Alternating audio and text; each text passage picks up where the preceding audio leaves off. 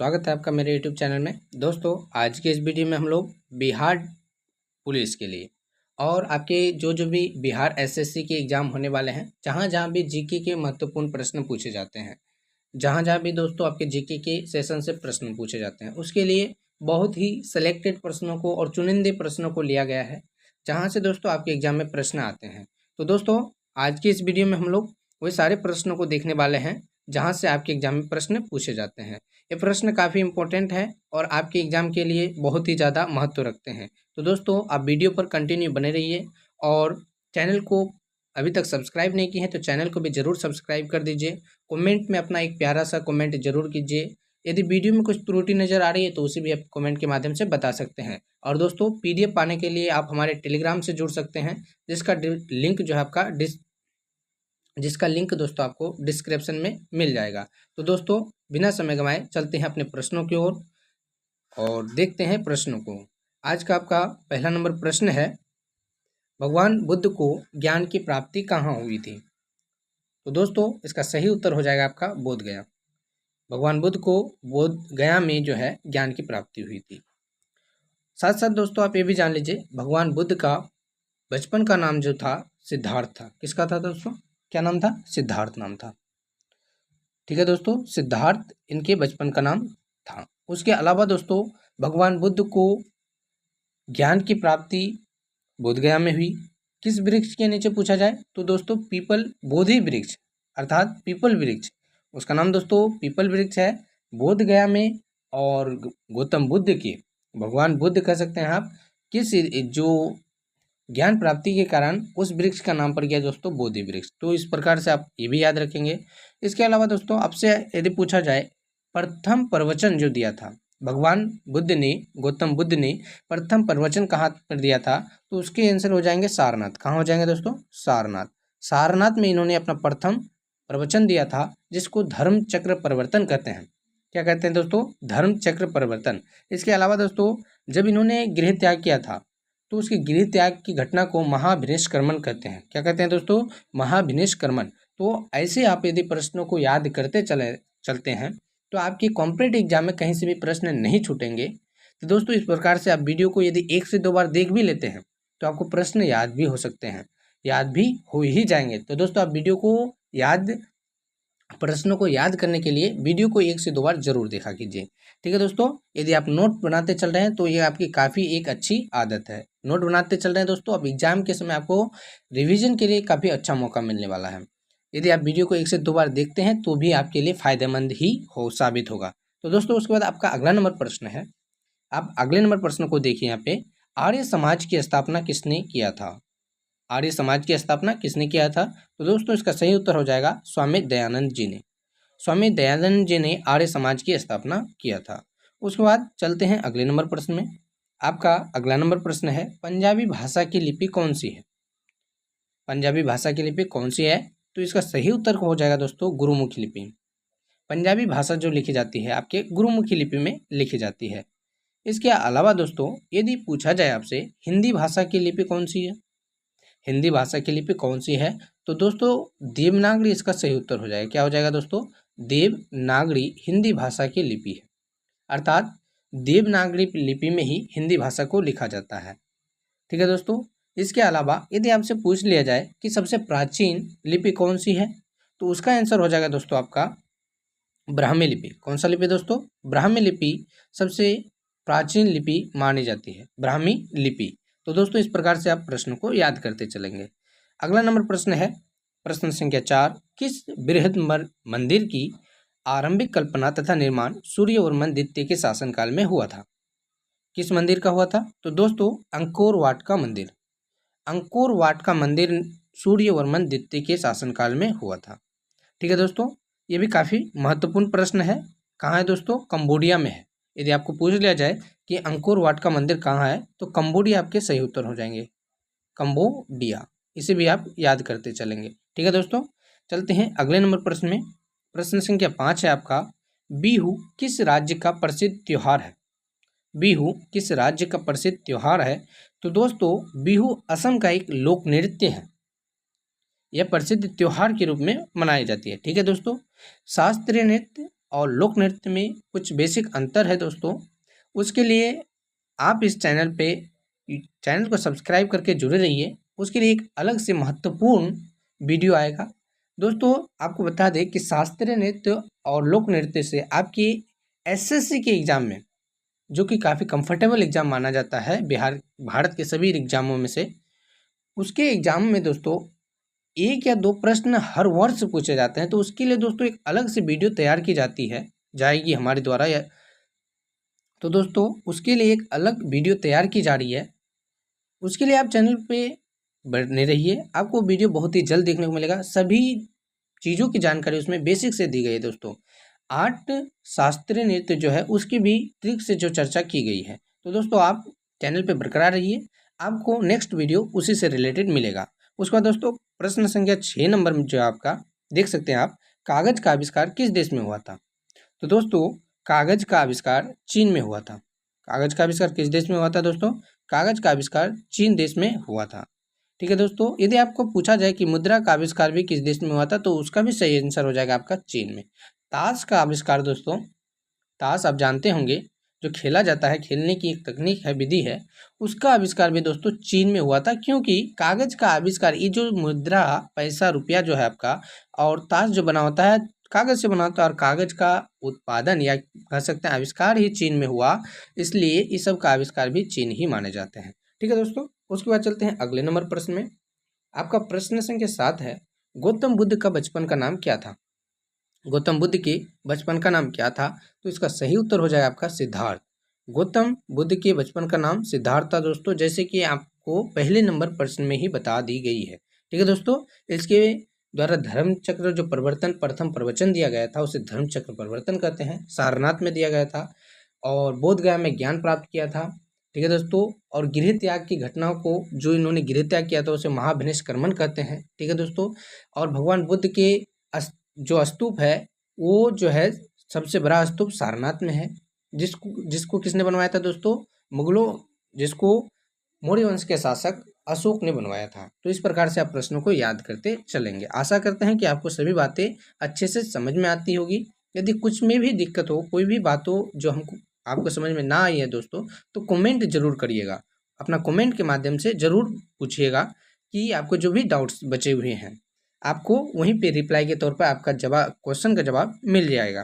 तो दोस्तों उसके बाद आपका अगला नंबर प्रश्न अर्थात प्रश्न संख्या 8 है। प्रश्न संख्या 8 देख सकते हैं दोस्तों आप, भारत का अंतिम मुगल सम्राट बहादुर शाह जफर द्वितीय का मकबरा कहाँ स्थित है? दोस्तों इसके बारे में कुछ बेसिक जानकारी आप ले लें। सबसे पहले मुगल वंश का संस्थापक बाबर था। कौन था दोस्तों? बाबर। 1526 ईस्वी में 1526 ईस्वी में बाबर ने लोदी वंश के अंतिम शासक इब्राहिम लोदी, किसको दोस्तों? इब्राहिम लोदी को पराजित कर मुगल वंश का जो है स्थापना किया। यहाँ देख सकते हैं मुगल वंश, बार बार लिखने की जरूरत ना पड़े दोस्तों, मुगल वंश यहाँ देख सकते हैं आप। 1526 ईस्वी में बाबर ने मुगल वंश की स्थापना की दोस्तों। उसके बाद बाबर के पुत्र हुमायूं, फिर दोस्तों उसके बाद अनेक प्रकार के शासक आते गए। हुमायूं का पुत्र जो है अकबर, फिर दोस्तों पूरा मुगल वंश का शासन चलते गया। ठीक है दोस्तों, 1526 ईस्वी से 1858 ईस्वी तक मुगल वंश का शासन परचम स्तर पर रहा। भारत में पूरा मुगल वंश का ही शासन चला। हालांकि बीच में 1541 से 1545 या 56 के बीच में शेरशाह सूरी का शासनकाल आया था दोस्तों, जो अल्पकालीन रहा। तो दोस्तों 1858 तक मुगल वंश का शासन भारत में चला। उस जो 1858 में दोस्तों भारत में एक महान क्रांति हुई, 1857 की क्रांति के नाम से, जिसे आप जानते हैं, जिसका मुख्य कारण था कि जो सिपाही थे उसके कारतूसों में गाय और सुअर की चर्बी का लेप लगा देना, जो मुख्य कारण था। और भी बहुत सारे कारण थे दोस्तों, लगातार 200 वर्षों से तंग किए जा रहे थे हम, तो बहुत कारण थे। कर जो है बहुत अधिक लगा दिया गया था हम पे, बहुत सारे कारण थे, हड़प नीति अपनाई गई थी। तो मेन जो कारण था दोस्तों वो गाय और चर्बी के लेप का था। ठीक है दोस्तों, तो उसी समय 1857 की क्रांति हुई जब, तो उसके नेतृत्व के लिए उसके नेतृत्व के लिए दोस्तों अंतिम मुगल सम्राट बहादुर शाह जफर को अपना लीडर बनाया गया। ठीक है दोस्तों, बहादुर शाह जफर द्वितीय को अपना लीडर रहा है, लेकिन ये काफ़ी बुजुर्ग अवस्था में हो गए थे, इसलिए इससे नेतृत्व हो ना पाया। ठीक है दोस्तों, और इसको अंग्रेजों द्वारा पकड़ कर दोस्तों रंगूर अर्थात वर्मा देश में भेज दिया गया। कहाँ दोस्तों? रंगूर अर्थात वर्मा देश में। म्यांमार देश भी कह सकते हैं आपको, बर्मा देश का ही जो है उपनाम या वर्तमान नाम म्यांमार है दोस्तों। वर्मा देश में भेज दिया गया और वहाँ पर दोस्तों 1862 ईस्वी, कब दोस्तों? 1862 ईस्वी में इनका निधन हो गया अर्थात मृत्यु हो गया, डेट हो गई। तो दोस्तों जब इनका डेट वहाँ पे हो गया तो इसके लिए मकबरा भी वहीं पे बनवा दी गई। ठीक है दोस्तों, इस प्रकार से आपको सभी बेसिक से बता दी गई तो आप प्रश्नों को भूलने की क्षमता नहीं करेंगे, आपको प्रश्न लंबे समय तक याद रखेंगे। यदि वीडियो का रिपीट करके देख लेते हैं तो याद हमेशा के लिए हो जाएंगे आपको। दोस्तों बार बार रिवीजन भी करते रहेंगे, आप जो रब बना रहे हैं उसमें आप रिवीजन भी करते रहेंगे तो आप कभी भी इन प्रश्नों को नहीं भूलेंगे। आपको बेसिक से सभी चीज़ बता दी गई है, वीडियो को एक बार और देख लीजिए, आपको सभी चीज़ और रिपीट हो जाएगा, अच्छे से याद भी हो जाएगा। तो दोस्तों बर्मा में रंगूर में इनका निधन हो गया। बर्मा जो दोस्तों उसके क्षेत्र है और म्यांमार देश का नाम है। ठीक है दोस्तों, जिसका प्राचीन नाम क्या था? वर्मा था, अभी म्यांमार हो गया है। इसे भी याद रखेंगे, 1862 में मृत्यु होने के कारण उनका मकबरा भी वहीं पे बनवा दी गई। ठीक है दोस्तों, जो कि मुगल वंश का अंतिम साम्राज्य हुआ, शासक हुआ। ठीक है दोस्तों, उसके बाद प्रश्न संख्या 9 है आपका, अहमद शाह अब्दाली ने भारत पर कितनी बार आक्रमण किया? अहमद शाह अब्दाली ने भारत पर कितनी बार आक्रमण किया? तो इसका सही उत्तर हो जाएगा 8 बार। अहमद शाह अब्दाली ने भारत पर 8 बार आक्रमण किया था दोस्तों। प्रश्न संख्या 10 है, नादिर शाह ने भारत पर आक्रमण कब किया था? नादिर शाह ने भारत पर आक्रमण कब किया था? तो 1739 ईस्वी का बिल्कुल सही उत्तर हो जाएगा। कब दोस्तों? 1739 ईस्वी का बिल्कुल सही उत्तर हो जाएगा, आप इसे भी याद रखेंगे। उसके बाद आपका अगला नंबर प्रश्न है, शिवाजी के समय कितना राजस्व वसूला जाता था? दोस्तों शिवाजी के जो समय थे राजस्व के रूप में, कर के रूप में कितना वसूला जाता था? तो दोस्तों कुल भूभाग का 33% कर के रूप में, टैक्स के रूप में वसूला जाता था, आप इसे भी याद रखेंगे। ठीक है दोस्तों, उसके बाद 12वां नंबर प्रश्न है आपका, आगरा की जामा मस्जिद, कौन सी मस्जिद दोस्तों? आगरा का जो है जामा मस्जिद, उसका निर्माण किसने किया था या किसने करवाया था?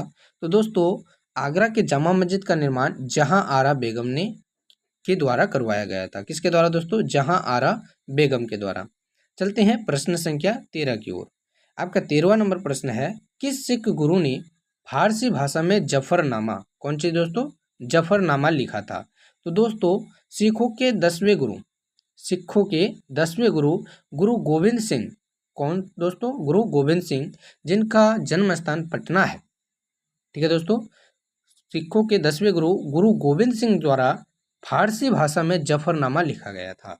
तो दोस्तों इस प्रकार से आप प्रश्नों को अच्छे ढंग से पढ़ सकते हैं, लिख सकते हैं, याद कर सकते हैं। पीडीएफ पाने के लिए आप टेलीग्राम से जुड़ सकते हैं, वहाँ आपको पीडीएफ बिल्कुल मुफ्त में मिल जाएगा। ठीक है दोस्तों, उसके बाद 14वां नंबर प्रश्न है, गुरु नानक का जीवन परिचय किस सिख गुरु ने लिखा? गुरु नानक का जीवन परिचय किस सिख गुरु ने लिखा? तो उसका सही उत्तर हो जाएगा दोस्तों आपका गुरु अर्जुन देव ने। गुरु अर्जुन देव ने गुरु नानक का जीवन परिचय लिखा। तो दोस्तों आपको बता दें गुरु नानक का जन्म स्थान कहाँ था? गुरु नानक का जन्म स्थान जो है तलवंडी, कहाँ दोस्तों? तलवंडी लाहौर, तलवंडी लाहौर में हुआ था। ठीक है दोस्तों, और ये सिखों के प्रथम गुरु थे। गुरु नानक जी सिख धर्म के संस्थापक या प्रथम गुरु थे। और गुरु अर्जुन देव ने जो इनका जीवन परिचय लिखा गुरु नानक जी का, वो सिखों के 5वें गुरु थे। कौन से गुरु दोस्तों? 5वें गुरु थे। सिखों के 5वें गुरु गुरु अर्जुन देव, सिखों के 10वें गुरु गुरु गोविंद सिंह, सिखों के प्रथम गुरु गुरु नानक थे, जो सिख धर्म का संस्थापक कहलाते हैं। उसके बाद दोस्तों प्रश्न संख्या 15 देख सकते हैं आप, औरंगजेब के शासनकाल में बंगाल का नवाब कौन था? तो दोस्तों औरंगजेब भी मुगल वंश के एक शासक हुए, काफ़ी प्रसिद्ध भी हुए। ठीक है दोस्तों, उसके समय बंगाल का जो नवाब हुआ करता था वो था मुर्शिद कुली खां। मुर्शिद कुली खां दोस्तों औरंगजेब के समय बंगाल के नवाब हुआ करते थे, और बंगाल काफ़ी प्रसिद्ध रहा क्योंकि दोस्तों सबसे बड़े और अधिक जो पैमाने पर उत्पादन क्षमता रखता था वो बंगाल रखता था। बंगाल उस समय सबसे बड़ा प्रांत हुआ करता था। ठीक है दोस्तों, और फसल के क्षेत्र में भी वो काफ़ी प्रसिद्ध था और काफ़ी आगे था, इसलिए दोस्तों बंगाल उस समय प्रसिद्ध था। और औरंगजेब के शासनकाल में शासक जो थे मुर्शिद कुली खां थे। इसे भी आप देखते चलेंगे, याद करते चलेंगे और दोस्तों अपने रफ कॉपी में लिखते चलेंगे ताकि आपके जब भी एग्जाम हो उससे आप रिवीजन कर सकें। दोस्तों प्रश्न संख्या 16 है आपका, शिवाजी की मृत्यु कब हुई? शिवाजी की मृत्यु कब हुई? तो इसका सही उत्तर हो जाएगा 12 अप्रैल 1680 ईस्वी में शिवाजी की मृत्यु हुई थी। कब दोस्तों? 12 अप्रैल 1680 ईस्वी में शिवाजी की मृत्यु हो गई थी। उसके बाद दोस्तों प्रश्न संख्या 17 देख सकते हैं आप, औरंगजेब ने बीबी का मकबरा का निर्माण कब कराया था? कब करवाया था दोस्तों? बीबी का मकबरा। कौन सी दोस्तों? बीबी का मकबरा का निर्माण औरंगजेब ने करवाया था, आप इसे भी याद रखेंगे। और कब करवाया था? तो 1679 ईस्वी में करवाया था, इसे भी आप याद रखेंगे। दोनों प्रश्न काफी महत्वपूर्ण है, दोनों को ही आप याद रखेंगे। ठीक है दोस्तों, प्रश्न संख्या 18 है, सामूगढ़ का युद्ध हुआ। सामूगढ़ का युद्ध हुआ कब हुआ था दोस्तों? तो 1658 में। सामूगढ़ का युद्ध 1658 ईस्वी में हुआ था, आप इसे भी याद रखेंगे। चलते हैं प्रश्न संख्या 19 की ओर। उससे पहले दोस्तों यदि आपने अभी तक चैनल को सब्सक्राइब नहीं किया है तो चैनल को सब्सक्राइब कर इससे जरूर जुड़ जाइए। यहाँ आपको बहुत ही महत्वपूर्ण प्रश्न, बहुत सब कुछ अपडेट और बेहतरीन क्लासेस उपलब्ध करवाई जाएगी। तो दोस्तों चैनल को जरूर सब्सक्राइब कर लीजिए और वीडियो को अभी तक लाइक नहीं किया तो वीडियो को भी लाइक जरूर कर दीजिए। कमेंट में आपको कुछ भी कहना है तो जरूर कहिए, उसका रिप्लाई भी आपको मिल जाएगा दोस्तों। और दोस्तों बिना समय गंवाए चैनल को तो सब्सक्राइब अवश्य कीजिए। टेलीग्राम पे पीडीएफ पाने के लिए आप जुड़ सकते हैं, आप पीडीएफ वहां से फ्री में ले सकते हैं। तो दोस्तों प्रश्न संख्या 19 क्या है, हैदर अली मैसूर के शासक कब बने थे? तो दोस्तों 1761 इसका बिल्कुल सही उत्तर हो जाएगा। हैदर अली मैसूर के शासक 1761 ईस्वी में बने थे। नादिर शाह कहाँ का शासक था? 20वां नंबर प्रश्न में आप देख सकते हैं, नादिर शाह कहाँ का शासक था? नादिर शाह ईरान का शासक था। तो दोस्तों मिलते हैं किसी और वीडियो में आपके महत्वपूर्ण टॉपिक के साथ। और दोस्तों तब तक के लिए आपका बहुत बहुत धन्यवाद। चलते हैं।